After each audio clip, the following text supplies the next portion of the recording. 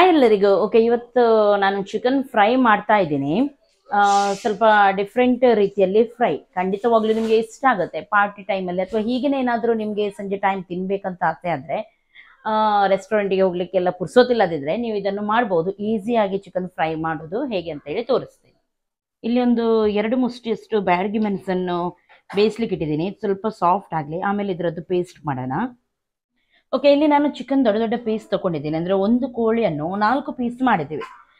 ಈ ರೀತಿ ಅಂದರೆ ಒಂಥರ ತಂದೂರಿ ಗ್ರಿಲ್ ಅಂತ ಹೇಳ್ಬೋದು, ಹಾಗೆಲ್ಲ, ಆದರೆ ಆ ರೀತಿ ಕಾಣಲಿಕ್ಕೋಸ್ಕರ, ಸ್ವಲ್ಪ ಲುಕ್ ಆಗಿ ಕಾಣಲಿಕ್ಕೆ ನಾನು ದೊಡ್ಡ ದೊಡ್ಡ ಪೀಸ್ ಮಾಡಿದ್ದೀನಿ. ದೊಡ್ಡ ದೊಡ್ಡ ಪೀಸ್ ನಿಮಗೆ ಇಷ್ಟ ಇಲ್ಲದಿದ್ದರೆ ನೀವು ಸಣ್ಣ ಪೀಸ್ ಕೂಡ ಮಾಡ್ಬೋದು, ಇದೇ ರೀತಿ ಮಾಡಬೇಕಂತ ಏನು ಇಲ್ಲ.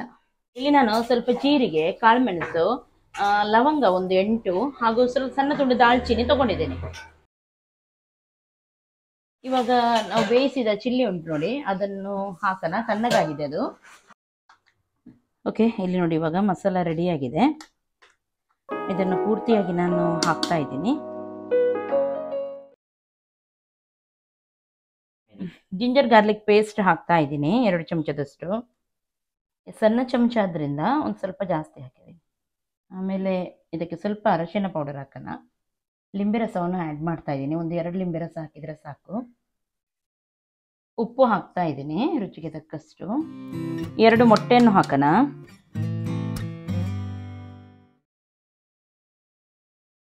ಫಸ್ಟ್ ನಾನು ಕಾರ್ನ್ಫ್ಲೋರ್ ಹಾಕ್ತಾ ಇದ್ದೀನಿ.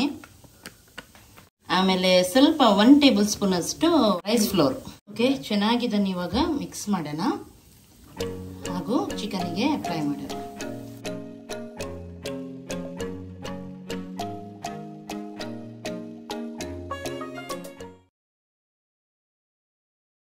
ಓಕೆ, ಇವಾಗ ಮ್ಯಾರಿನೇಟ್ ಮಾಡಿ ಚೆನ್ನಾಗಿ ಇಟ್ಟಿದ್ದೀನಿ.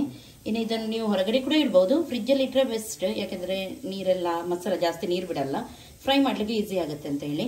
ಇವಾಗ ನಾನು ಇದನ್ನು ಫ್ರಿಜ್ಜಲ್ಲಿ ಇಡ್ತಾ ಇದ್ದೀನಿ. ದೊಡ್ಡ ಪೀಸ್ ಆದ್ರಿಂದ ಅಟ್ಲೀಸ್ಟ್ 2 to 3 ಅವರ್ಸ್ ಆದರೂ ಇದು ಚೆನ್ನಾಗಿ ಮ್ಯಾರಿನೇಟ್ ಆಗಬೇಕು. ಓಕೆ, ಇವಾಗ ನಾವು ಚಿಕನ್ ಫ್ರೈ ಮಾಡ್ತೀವಿ. ಎಣ್ಣೆಯನ್ನು ಇಟ್ಟಿದ್ದೀನಿ, ಮ್ಯಾರಿನೇಟ್ ಆಗಿ ರೆಡಿಯಾಗಿದೆ ಚಿಕನ್. ಎಣ್ಣೆ ಬಿಸಿಯಾಗಿದ್ದೆ ಬಿಡೋಣ, ಎಷ್ಟಾಗುತ್ತೆ ಅಷ್ಟೇ ಬಿಡಬೇಕು. ಒಮ್ಮೆಲೆ ತುಂಬ ಬಿಟ್ಟು ಅದನ್ನು ಗಜಿಲ್ ಮಾಡಲಿಕ್ಕಿಲ್ಲ, ಸ್ವಲ್ಪ ಸ್ವಲ್ಪನೇ ಬಿಡೋಣ. ಓಕೆ, ಮ್ಯಾರಿನೇಟ್ ಮಾಡಲಿಕ್ಕೆ ಇಡ್ತೀವಲ್ವಾ, ಫ್ರೈ ಮಾಡುವ ಟೈಮಲ್ಲಿ ಚೆನ್ನಾಗಿ ಒಮ್ಮೆ ಮಿಕ್ಸ್ ಮಾಡಿ ಆಮೇಲೆ ಒಂದೊಂದಾಗಿ ಬಿಡಬೇಕು. ಎಣ್ಣೆ ಫಸ್ಟಿಗೆ ಬಿಸಿಯಾಗಿರಬೇಕು ಬಿಡುವಾಗ. ಆಮೇಲೆ ಫ್ರೈ ಮಾಡೋ ಟೈಮಲ್ಲಿ ಗ್ಯಾಸನ್ನು ಮೀಡಿಯಮ್ ಫ್ಲೇಮಲ್ಲಿಟ್ಟು ನಾವು ಫ್ರೈ ಮಾಡಬೇಕು. ಯಾಕೆಂದರೆ ಚೆನ್ನಾಗಿ ಒಳಗಡೆ ತನಕ ಇದು ಬೇಯಬೇಕಲ್ವಾ, ಹಾಗಾಗಿ ಕಲರ್ ಚೆನ್ನಾಗಿ ಬರೋವರೆಗೂ, ಬ್ರೌನ್ ಆಗೋವರೆಗೂ ಇದನ್ನು ಫ್ರೈ ಮಾಡಬೇಕು.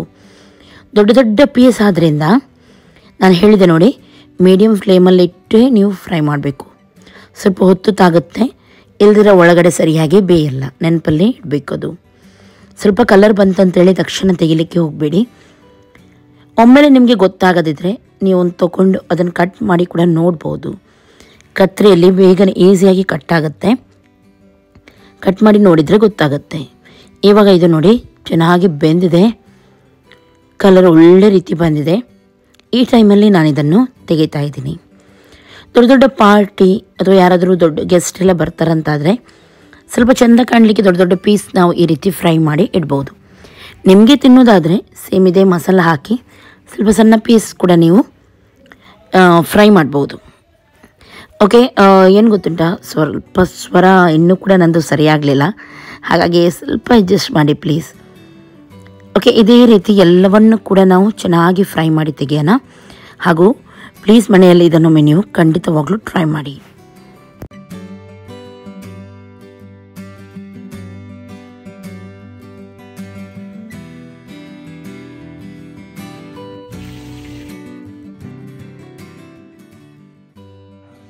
ಓಕೆ, ಇವಾಗ ಪೀಸ್ ತಿಂದು ಕೂಡ ನೋಡೋಣ. ಜ್ಯೂಸಿ ಆಗಿದೆ ನೋಡಿ, ಜ್ಯೂಸ್ ಉಳಿತಾ ಉಂಟು, ಚೆನ್ನಾಗಿದೆ. ನಿಮಗೂ ಇಷ್ಟ ಆಗುತ್ತೆ. ಇದಕ್ಕೆ ಸ್ವಲ್ಪ ಜಾಸ್ತಿ ಲಿಂಬೆ ರಸ ಎಲ್ಲ ಹಾಕಿ ತಿನ್ನಿ, ತುಂಬ ಇಷ್ಟಪಟ್ಟು ತಿಂತೀರಾ. ಇವತ್ತಿನ ಈ ರೆಸಿಪಿ ನಿಮಗೆ ಇಷ್ಟ ಆಗಿರ್ಬೋದು ಅಂತ ಎನಿಸ್ತೀನಿ. ಇಷ್ಟ ಆದರೆ ಒಂದು ಲೈಕ್ ಮಾಡಿ, ನಿಮ್ಮ ಫ್ರೆಂಡ್ಸ್ ಜೊತೆ ಎಲ್ಲರ ಜೊತೆ ಶೇರ್ ಮಾಡಿ. ಹಾಗೂ ನನ್ನ ಚಾನಲ್ ಏನು ಕೂಡ ಸಬ್ಸ್ಕ್ರೈಬ್ ಮಾಡಲಿಲ್ಲ, ಸಬ್ಸ್ಕ್ರೈಬ್ ಮಾಡಿ. ಎಲ್ಲರಿಗೂ ಟೇಕ್ ಕೇರ್, ಬಾಯ್ ಬಾಯ್.